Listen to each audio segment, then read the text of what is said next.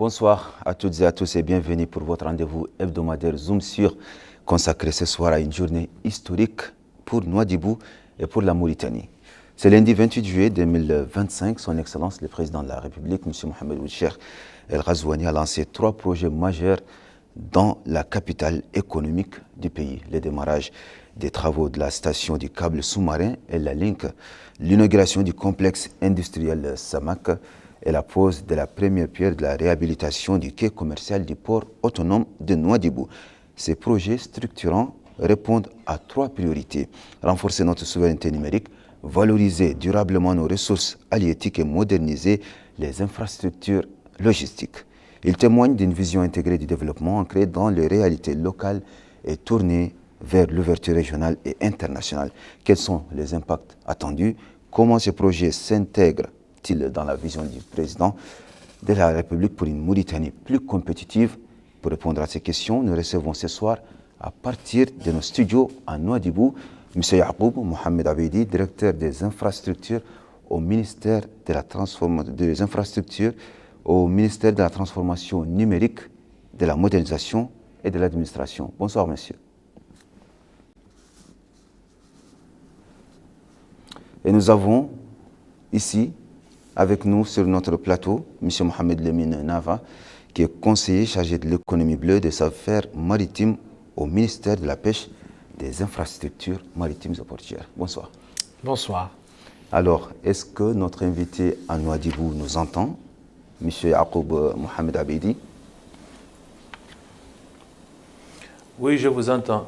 Alors, merci beaucoup d'être avec nous ce soir. Alors, M. Yaqoub, allons pour une première question. J'aimerais savoir pourquoi la construction de cette station d'atterrissement est-elle devenue une nécessité stratégique pour la Mauritanie en 2025? Bonsoir. C'est un réel plaisir d'abord pour moi de participer à cette discussion autour de ce sujet très important qui est l'atterrissement du câble sous-marin et la Link à Nouadhibou. Comme vous avez dit, la construction de cette station et la Link à Nouadhibou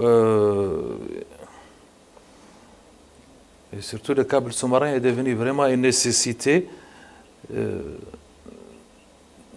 notamment après les coupures répétées que nous avons vécues cette année et ces dernières années sur le câble ACE, le seul câble que nous avions pour le moment.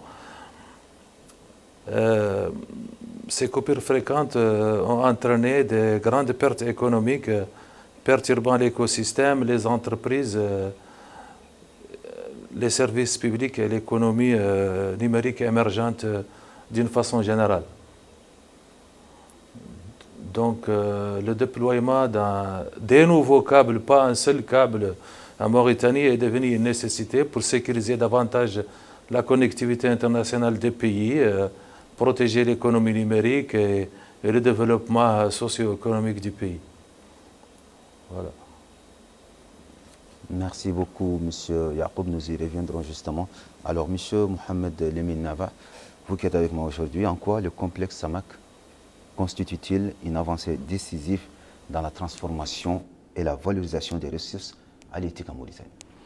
Très bien, merci beaucoup. Bismillah ar-Rahman ar-Rahim wa sallallahu ala nabiyyi al-karim. Vous savez comme moi que notre pays dispose d'une ressource halieutique importante qui avoisine les 1,8 million de tonnes extractibles par an. Ceci fait de la Mauritanie un pays de pêche important dans la sous-région, important également au niveau international.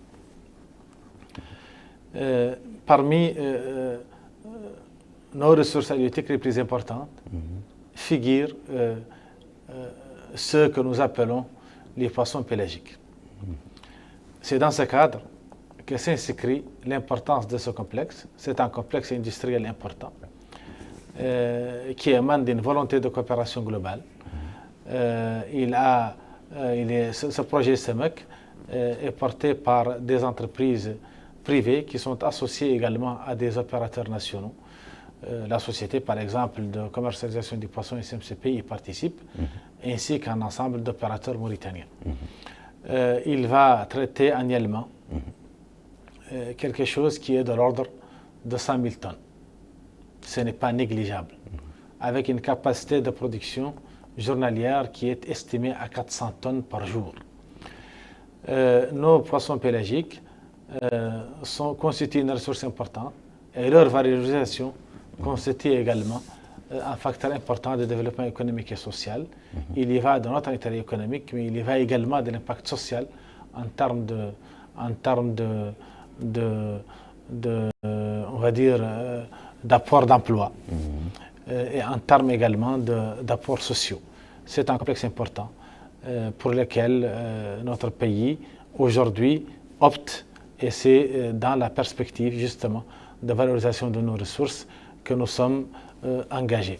Ce complexe traduit cet engagement qui s'inscrit en harmonie avec la politique de développement et en harmonie avec les engagements du chef de l'État qui ont été traduits à travers, on va dire, son programme d'élection.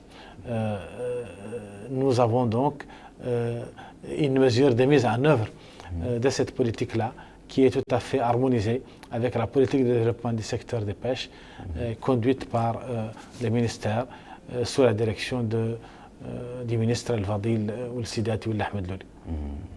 Ok, nous y reviendrons également. Monsieur Yacoub, vous qui êtes avec nous toujours à Nouadhibou, quelles ont été les principales conséquences, si on peut le dire, des pannes du premier câble sur la vie quotidienne des Mauritaniens, sur l'activité économique? Les pannes du premier câble ont des conséquences significatives et très importantes, telles que les perturbations importantes sur les communications numériques d'une façon générale, sur la téléphonie mobile, la téléphonie fixe et la coupure d'Internet aussi. Donc ce qui va handicaper l'administration d'une façon générale, le secteur privé, aura des conséquences aussi claires sur l'éducation, la santé et surtout le secteur d'activité économique.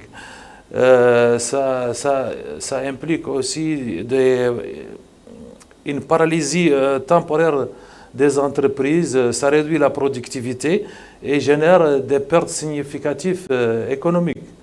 Je me rappelle au début de l'apparition de la 4e génération en Mauritanie, avec une ancienne coupure de ce câble, nous avions fait une étude qui nous a montré que nous avions une perte de 3 millions de dollars quotidienne et actuellement avec une bande passante plus importante et une demande plus significative des consommateurs, certainement la perte économique quotidienne avoisinera les 5 millions de dollars. Donc une coupure d'Internet d'un câble sous-marin qui desservit tout un pays a un impact très significatif économique. Aussi, ça dégrade la confiance économique, ce qui a un impact négatif sur les investissements et le ralentissement aussi du développement économique et l'innovation technologique d'une façon générale. Voilà.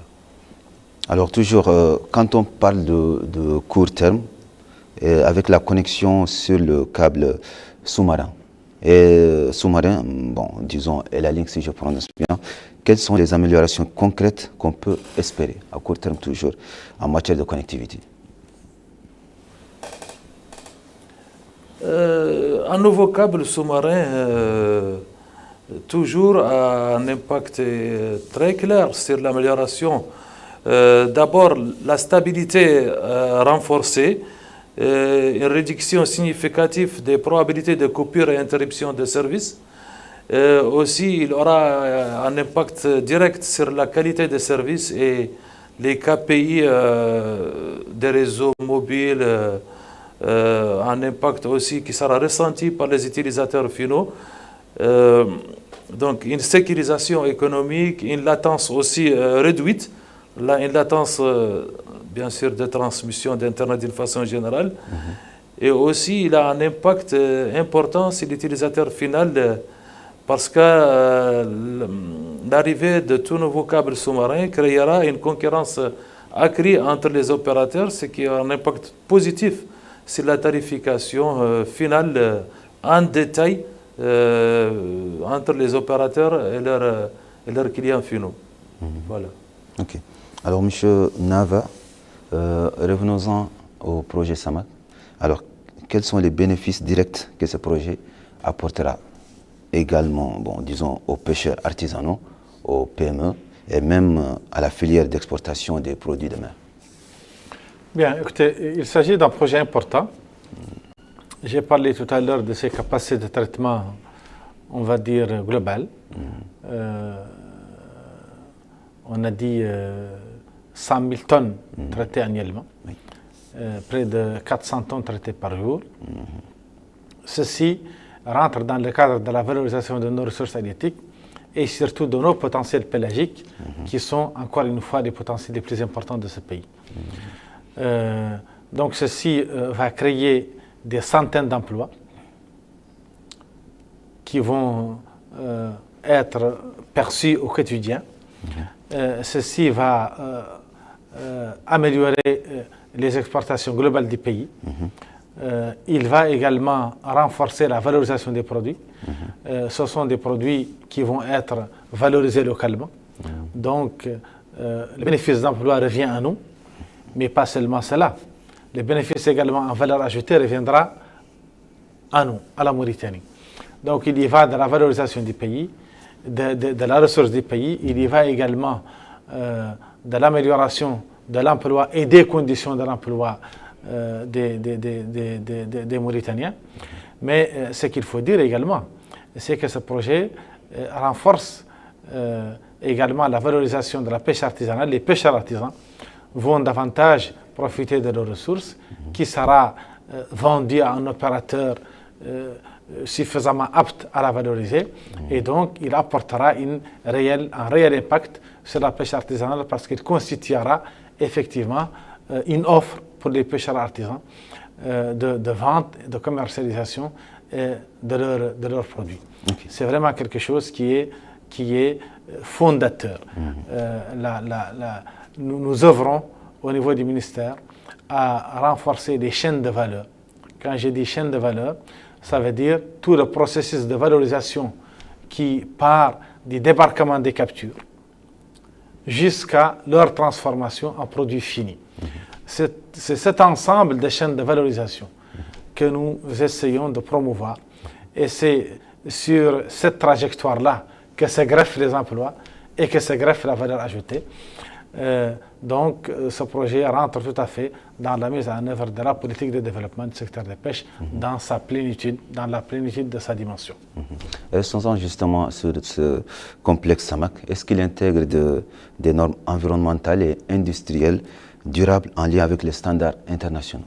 Tout à fait. Cher monsieur,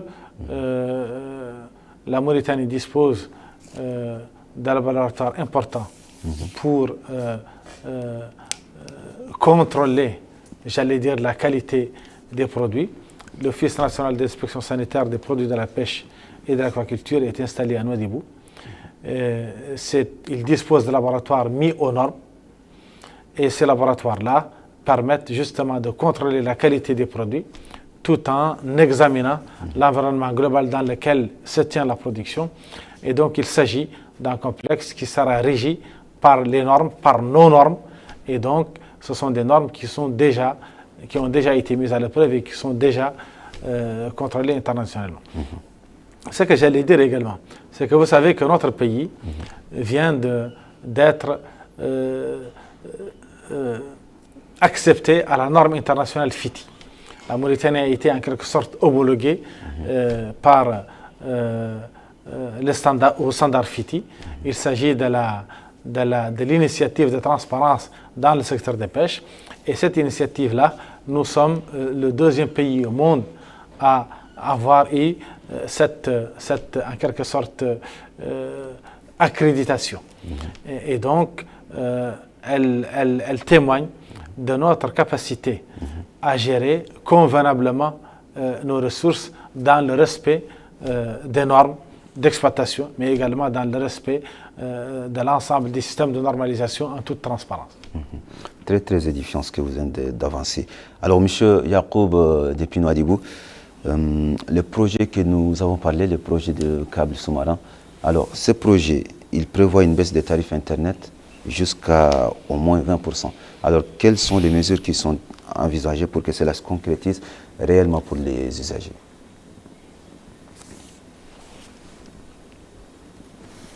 Honnêtement, je n'ai pas une idée précise sur le pourcentage de réduction des coûts qui sera. Mais ce qui est sûr que la station Ella Link à Nouadhibou est une station neutre, ouverte et transparente à tous les opérateurs, ce qui va diversifier les opérateurs et aura un impact direct sur les coûts via la concurrence ouverte. Aussi, le câble Ella Link nous donne un avantage nouveau parce qu'il nous permet de se connecter sur le marché latino-américain, sur le Brésil et sur le marché aussi américain via le Brésil. Parce qu'avant, on avait uniquement la possibilité d'acheter via l'Europe car le câble actuel et tous les câbles qui passent actuellement pour l'Afrique permet aux opérateurs d'avoir uniquement l'Europe comme source d'Internet. Donc les autres marchés vont être concurrents au marché aussi européen, ce qui nous donne plus de choix, plus de marge de négociation afin d'assurer des prix importants et considérables pour les utilisateurs mauritaniens et pour le marché mauritanien d'une façon générale. Aussi, je ne suis pas régulateur, mais je sais que l'autorité de régulation, via une régulation proactive, pensera à une régulation qui va imposer les répercussions des économies sur ces coûts, sur les prix de détail finaux qui seront sentis par les consommateurs. Voilà. Donc les consommateurs seront les bénéficiaires finaux, disons, de cette baisse, si on peut le résumer ainsi. Je n'ai pas bien entendu la question.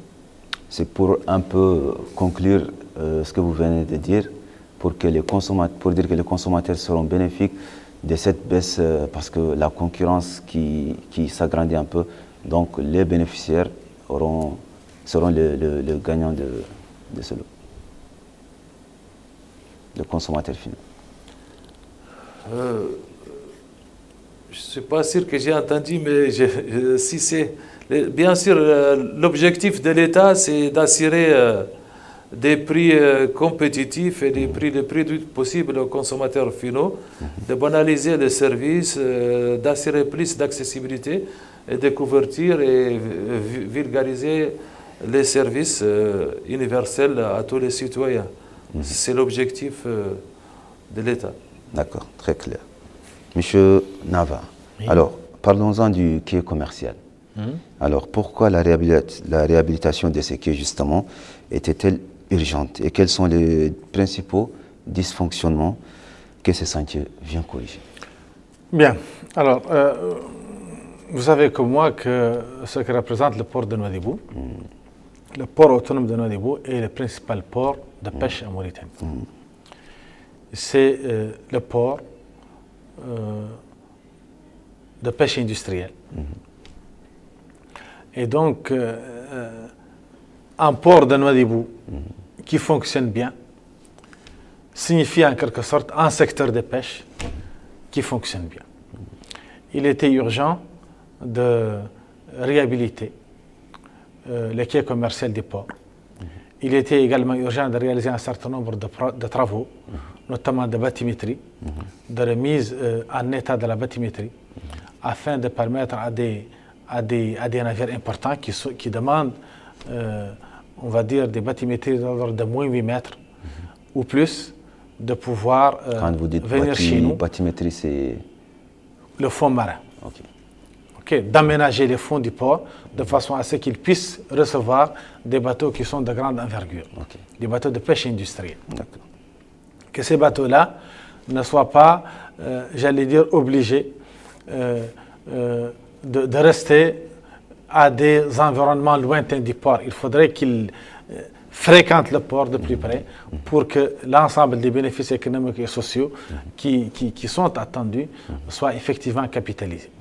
Donc, il s'agit d'un projet global dont la principale composante est effectivement la réhabilitation du port commercial. Il s'agit d'un projet dont le financement est estimé à quelque chose comme, on va dire, un peu plus que 450 millions de MRU. OK. Sur financement de l'État mauritanien et du port de Nouadhibou lui-même. La durée des travaux est de l'ordre de 15 mois. Et donc, la finalisation de ce projet permettra de remettre, j'allais dire, le port autonome de Nouadhibou dans de meilleures conditions. Et donc, ça permettra à ce port d'accroître sa position concurrentielle. Et également parce que les différents navires qui viennent au port exigent que les conditions de leur débarquement, que les conditions d'attente, que les tarifs soient les moins chers possibles pour rester concurrentiels par rapport aux autres ports de la sous-région. Donc ce projet-là, il rentre absolument dans cette politique de remise à niveau du port de Nouadhibou, d'amélioration de l'ensemble des conditions, afin que cette infrastructure importante soit une infrastructure qui est appréciée par le transport maritime, appréciée par les navires, et donc dans une position concurrentielle qui l'avantage. Et si elle est ainsi, eh bien l'ensemble de ces impacts économiques et sociaux seront davantage appréciés, seront davantage importants, et donc le pays en bénéficiera davantage. Alors, nous restons sur ce point. Pouvez-vous nous dire quels changements concrets qui seront donc attendus si, par exemple, nous sommes dans de bonnes conditions, comme vous venez de le dire, quels changements concrets seront attendus en matière de logistique, de réduction des coûts, d'escale et de fluidité des opérations portuaires?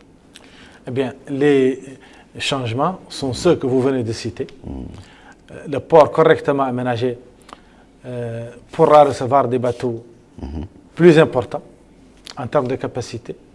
Et ces bateaux séjourneront moins au niveau du port. Donc, la réduction de ces délais d'attente permettra une fréquentation plus grande, et cette fréquentation plus grande permettra une réduction de l'ensemble des coûts. Et donc, ça renforcera assez fortement la position concurrentielle de notre port qui en a besoin parce qu'il est concurrencé par les autres ports de la sous-région. Très bien, très bien. Alors, M. Yacoub, la station d'atterrissement qui est située à Nouadhibou, quels investissements seront nécessaires pour étendre la connectivité vers l'intérieur du pays, notamment vers les zones rurales?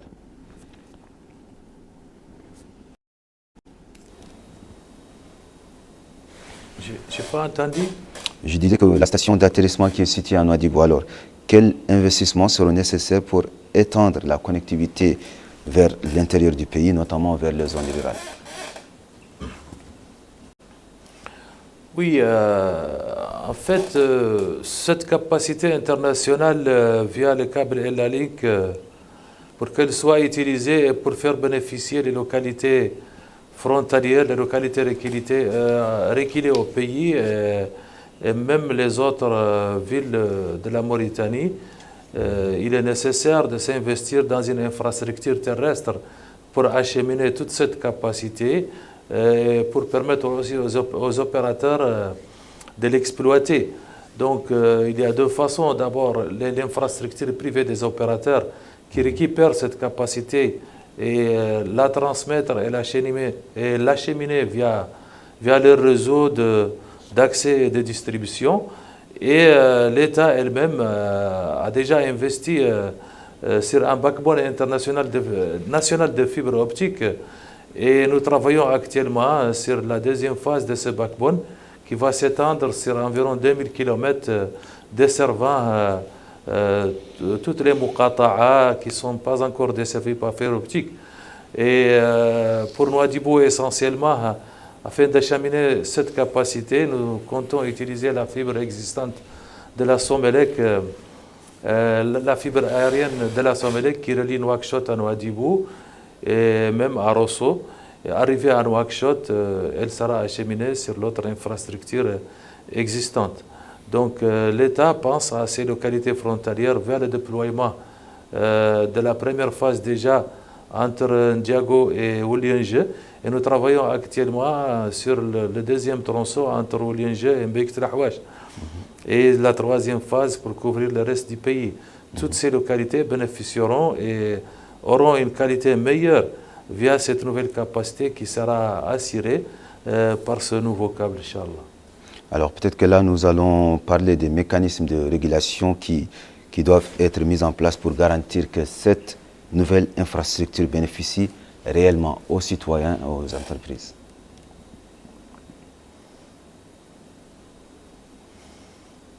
Excusez-moi, je n'ai pas bien entendu. Je disais que là, on va peut-être parler des mécanismes de régulation qui doivent être mis en place pour garantir que cette nouvelle infrastructure bénéficie réellement aux citoyens et aux entreprises.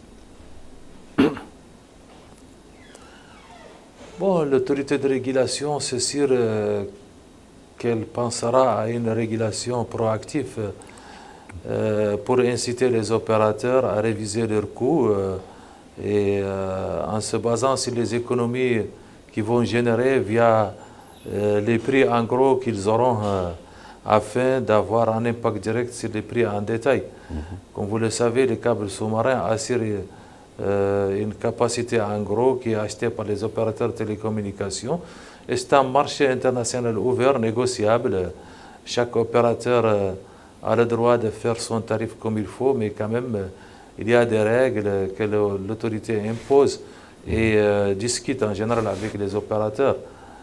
L'objectif général, c'est de faire bénéficier l'utilisateur final de l'offre meilleure en termes de prix-qualité. Merci Yaroub. Merci M. Yaroub. Alors M.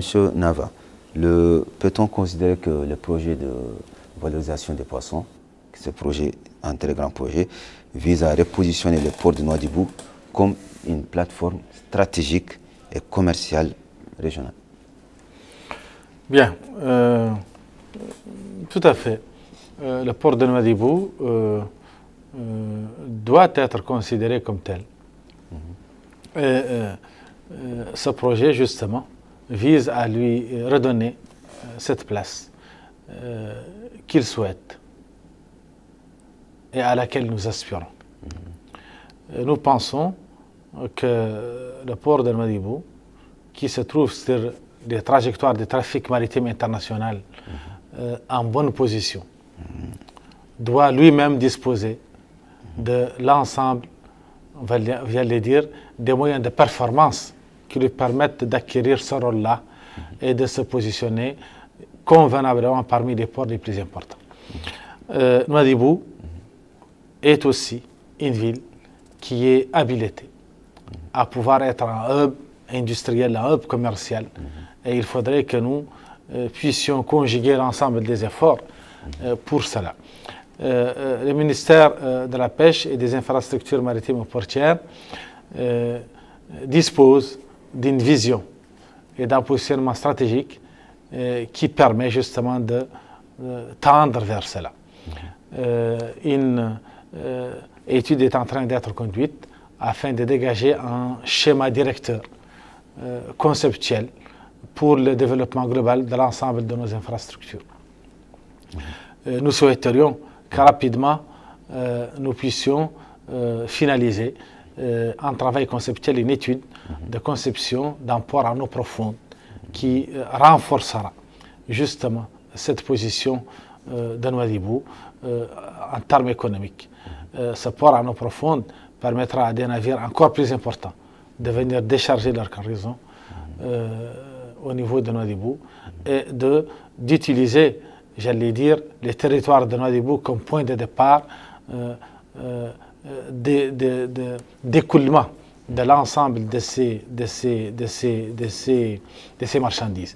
Nous avons une position stratégique, effectivement, sur les couloirs internationaux que nous devons capitaliser, que nous sommes en train justement de vouloir capitaliser, et le ministère de la pêche et des infrastructures maritimes et portières souhaiterait pleinement que la Mauritanie puisse disposer de cela. En tout cas, il n'épargnera aucun effort pour que l'ensemble des efforts soient conjugués de façon à ce que ces résultats économiques et sociaux soient obtenus.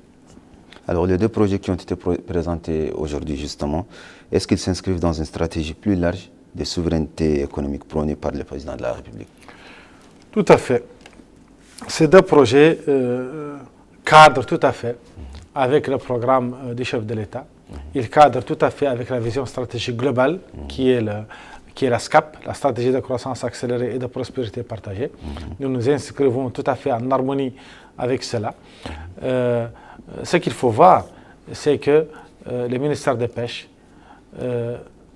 souhaite davantage renforcer la valorisation locale des produits qui sont pêchés en Mauritanie. C'est de cette valorisation, c'est de la promotion de ces trajectoires de valorisation, de ces chaînes de valeur, comme nous disons au sein du ministère des Pêches, que nous renforcerons justement l'impact économique et social du secteur de pêche. Et c'est à cela que nous aspirons et c'est ce que le ministère des Pêches essaie de développer. Okay. Nous retournons voir M. Yacoub depuis Nouadhibou toujours. Alors M. Yacoub, dans quelle mesure ces projets dont on parlait depuis tout à l'heure, ces projets de connectivité, renforcera la souveraineté numérique de la Mauritanie et son indépendance vis-à-vis des opérateurs étrangers? Oui, ce projet, ce nouveau câble contribuera forcément au renforcement de la souveraineté numérique du pays car il nous permet une diversification des routes internationales sur l'océan Atlantique, sur la partie submarine.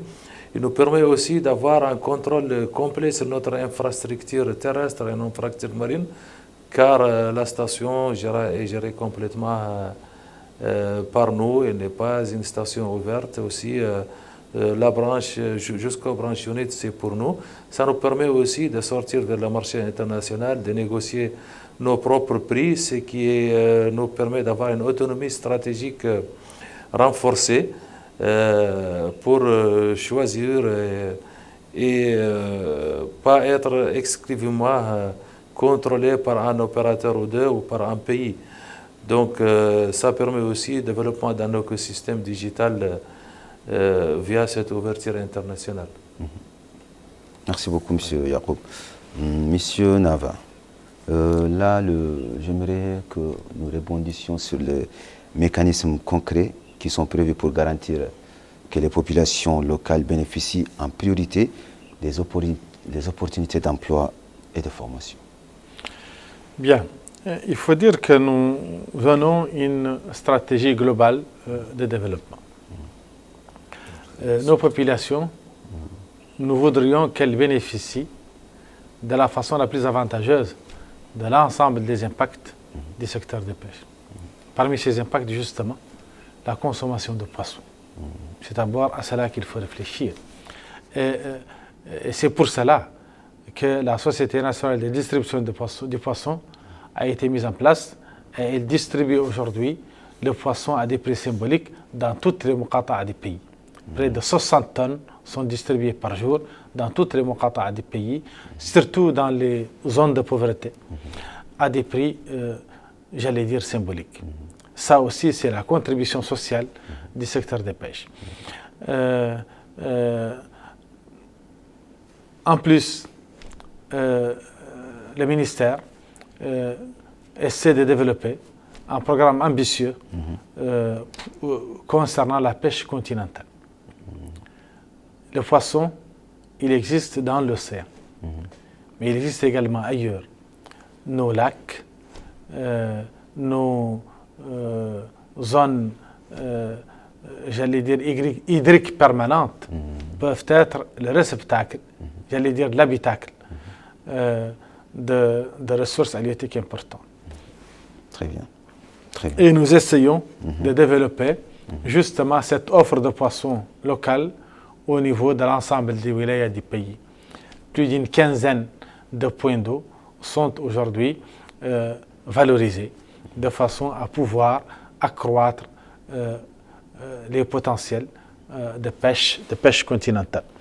Un programme ambitieux de formation des Mauritaniens, justement de l'intérieur, pour qu'ils deviennent aussi des pêcheurs. La pêche doit rentrer dans notre configuration économique globale, à côté de l'agriculture.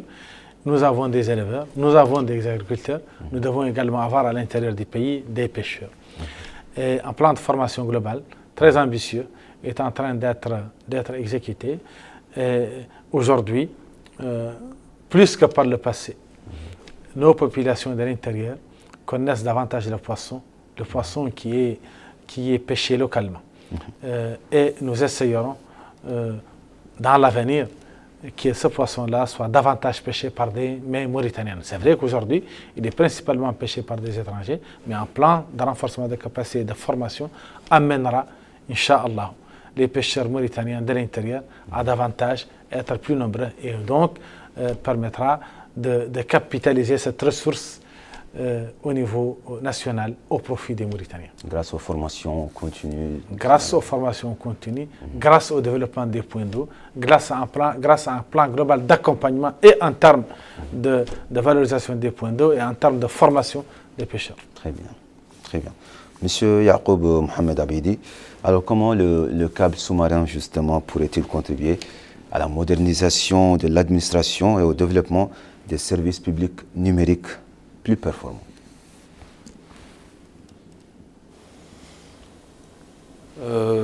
Oui, bon, une connectivité rapide et stable contribuera forcément au développement de l'administration publique car elle permet une meilleure fluidité des échanges entre les administrations centrales et régionales au niveau du pays.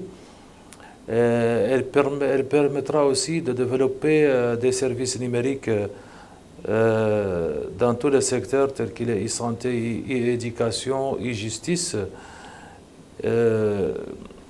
Et elle aura aussi un impact sur une réduction des coûts et les durées de traitement et aura un impact positif sur la productivité d'une façon générale de l'administration publique. Donc, une connectivité augmentée de qualité meilleure avec une fluidité stable, son impact direct est confirmé pour tout développement d'une infrastructure, d'une administration publique. Voilà. Okay. Alors, en quoi le projet pourrait-il repositionner le pays, la Mauritanie, comme un acteur régional stratégique dans le domaine du numérique et de la connectivité en Afrique de l'Ouest? Oui, la Mauritanie actuellement, une fois les travaux sur ce câble et la Link achevés, nous aurons 3 câbles sous-marins et sur lesquels nous sommes connectés depuis 2012. Le câble WAC de Mauritanie qui a été mis en service cette année et celui de la Link. Donc, la Mauritanie va se positionner comme une offre pour les pays de la sous-région afin d'assurer de sécuriser leur sortie internationale via d'autres câbles sous-marins. Le Sénégal, par exemple, le Maroc et l'Algérie, malgré qu'ils sont connectés déjà sur d'autres câbles sous-marins, mais ils auront toujours le besoin. Et d'ailleurs, c'est recommandé d'avoir des autres sorties sur d'autres câbles sous-marins afin d'avoir une sécurité plus. Ça, c'est d'un côté. D'autre côté, les pays du Sahel qui n'ont pas une vue sur l'océan Atlantique, tels que le Mali essentiellement, le Niger et les autres pays, est un marché pour la Mauritanie, pour leur permettre de se connecter sur l'océan Atlantique et d'avoir des capacités internationales.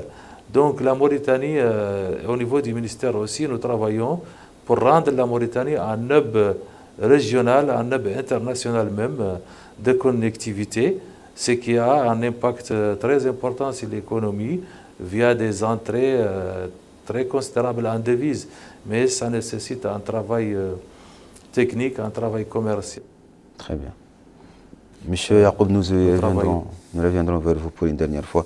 Là, Monsieur Nava, comment ces projets dont nous sommes en train de parler depuis tout à l'heure, comment ces projets s'articulent-ils avec les autres volets du programme du président, priorité du président, notamment en matière d'industrialisation et de connectivité logistique? Bien, ces projets s'articulent tout à fait avec les orientations en termes d'industrialisation. Je vous ai parlé de la promotion des chaînes de valeur. C'est justement la politique en matière de valorisation des ressources halieutiques. Le poisson capturé doit pouvoir être débarqué chez nous.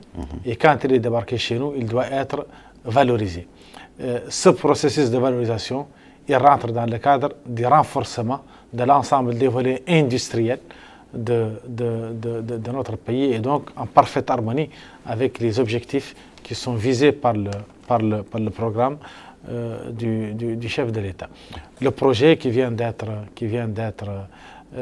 inauguré aujourd'hui, le projet SEMEC, est tout à fait un exemple de prototype de projet important qui, encore une fois, va œuvrer à valoriser des ressources importantes qui sont des ressources pélagiques. Donc, d'autres projets sont en cours également. Des usines qui existent déjà pourraient être renforcées. En tout cas, le ministère essaie d'orienter la production nationale de façon à ce qu'elle soit la plus valorisante possible pour la ressource halieutique. Okay. Alors tout ça, nous sommes plutôt optimistes, nous avons les droits de l'être. Alors, dans ce sens-là, on peut dire que Nouadhibou est appelé à devenir la locomotive économique de la Mauritanie. Et si oui, quels sont les défis à anticiper pour réussir cette transformation? Bien, nous avons parlé de pêche. Nouadhibou est sans doute une zone importante pour la pêche. Mais il n'y a pas que cela. Si on va commencer à parler de Nouadhibou, n'oublions pas le port minéralier de Nouadhibou et que Nouadhibou est également une zone d'exportation du minerai de fer. Donc effectivement, ceci renforce la position de notre capitale économique qui peut tout à fait être, j'allais dire, la locomotive de l'industrialisation du pays. Il faudrait de toute façon que l'ensemble de nos ressources soit valorisé, qu'elles soient halieutiques, mais qu'elles soient également minières. Il faut aller vers les processus de valorisation pour renforcer les gains économiques et sociaux pour notre pays. Très bien. Alors, M. Nava, je reste avec vous. Nous arrivons à terme de cette émission. Est-ce que vous avez un dernier mot? Bien, le mot que j'allais dire, c'est que une ressource halieutique, pour qu'elle soit bien gérée, il faut d'abord qu'elle soit bien connue. Et la Mauritanie fournit des efforts dans ce sens à travers l'Institut mauritanien de recherche océanographique et de pêche. Nous disposons justement de la capacité technique qui nous permet d'évaluer de façon assez précise l'ensemble des stocks dont nous disposons. À la suite de cela, nous menons une politique prudentielle en termes de gestion qui respecte que les quantités extraites ne dépassent pas les capacités, j'allais dire, de régénération et de pérennisation de la ressource halieutique. C'est d'ailleurs cela le sens justement de l'accréditation FITI que je vous ai évoqué, que notre pays vient de décrocher. C'est quelque chose vraiment d'important.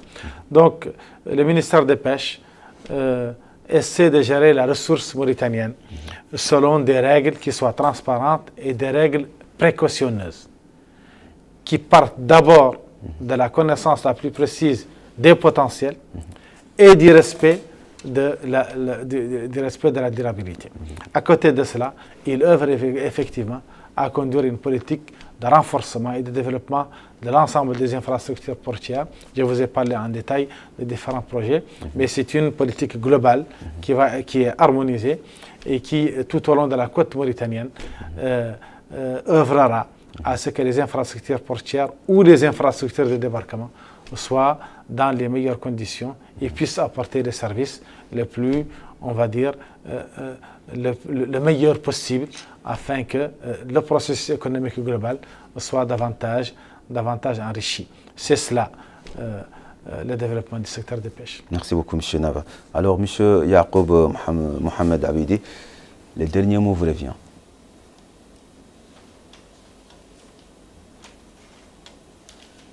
Pardon? J'aimerais savoir si vous avez quelque chose à ajouter, une dernière phrase pour conclure cette émission. Oui, juste à la fin de cette émission, j'aimerais expliquer que l'infrastructure sous-marine en général et les projets de câbles sous-marins, c'est des projets très coûteux, c'est des projets d'envergure. Leur déploiement en général prend entre 2 à 3 ans. Celui sur lequel nous travaillons actuellement est un projet qui prendra 22 mois pour son déploiement. Et en général, les câbles sous-marins ont une durée de vie de 25 ans. Donc durant ces 25 années, nous aurons à les maintenir via une maintenance proactive, une maintenance curative, aussi surtout accompagner l'évolution de la partie active des équipements pour assurer une mise à jour continue afin de rester en parallèle avec le développement de la technologie. Donc nous